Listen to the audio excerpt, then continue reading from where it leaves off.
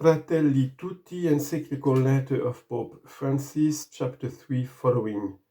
A universal love that promotes persons. Number 106. Social friendship and universal fraternity necessarily call for an acknowledgement of the worth of every human person, always and everywhere. If each individual is of such great worth, it must be stated clearly and firmly that the mere fact that some people are born in places where fewer resources or less development does not justify the fact that they are living with less dignity. This is a basic principle of social life that tends to be ignored in a variety of ways by those who sense that it does not fit into their worldview or serve their purposes. Every human being has the right to live with dignity and to develop integrally. This fundamental right can't be denied by any country. People have this right even if they are unproductive or were born with or developed limitations. This does not detract from their great dignity as human persons, a dignity based not on circumstances, but on the intrinsic worth of their being. Unless this basic principle is upheld, there will be no future either for fraternity or for the survival of humanity.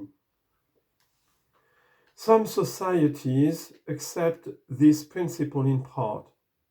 They agree that opportunities should be available to everyone, but then go on to say that everything depends on the individual.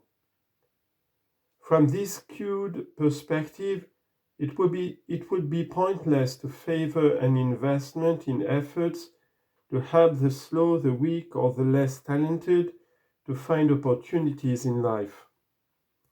Investments in assistance to the vulnerable could prove only unprofitable.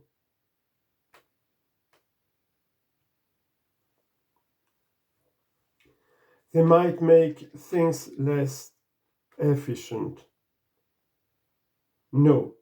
What we need, in fact, are states and civil institutions that are present and active, that look beyond the free and efficient working of certain economic, political, or ideological systems and are primarily concerned with individuals and the common good. Some people are born into economically stable families, receive a fine education, grow up well nourished, or naturally possess great talent. They will certainly not need a proactive state. They need only claim their freedom. Yet the same rule clearly does not apply to a disabled person, to someone born in dire poverty, to those lacking a good education, and with little access to adequate health care. If a society is governed primarily by the criteria of market freedom and efficiency, there is no place for such persons, and fraternity will remain just another vague ideal. Indeed, to claim economic freedom while real conditions bar many people from actual access to it, and while possibilities for employment continue to shrink, is to practice doublespeak. Words like freedom, democracy, or fraternity prove meaningless, for the fact is that only when our economic and social system no longer produces even a single victim, a single person cast aside, will be able to celebrate the feast of universal fraternity.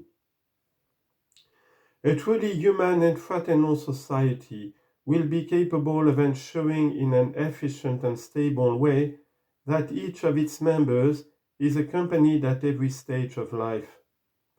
not only by providing for their basic needs, but by enabling them to give the best of themselves, even though their performance may be less than optimum, their play slow, or their efficiency limited.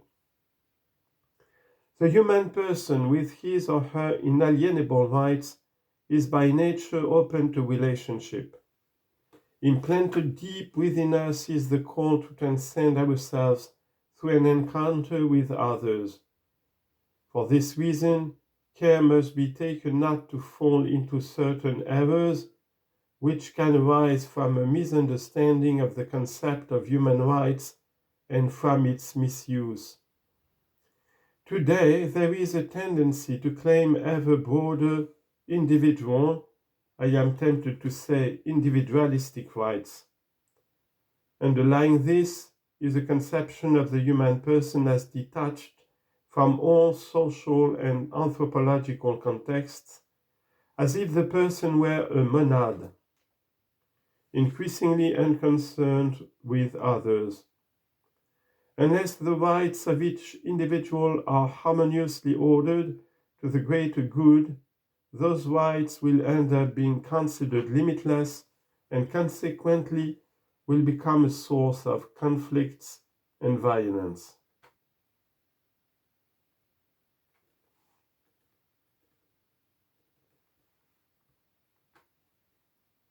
Promoting the moral good. Nor can we fail to mention that seeking and pursuing the good of others and of the entire human family also implies helping individuals and societies to mature in the moral values that foster integral human development. The New Testament describes one fruit of the Holy Spirit, Galatians 5:22, as agathosune. The Greek word expresses attachment to the good, pursuit of the good. Even more, it suggests a striving for excellence and what is best for others, their growth in maturity and health, the cultivation of values, and not simply material well-being.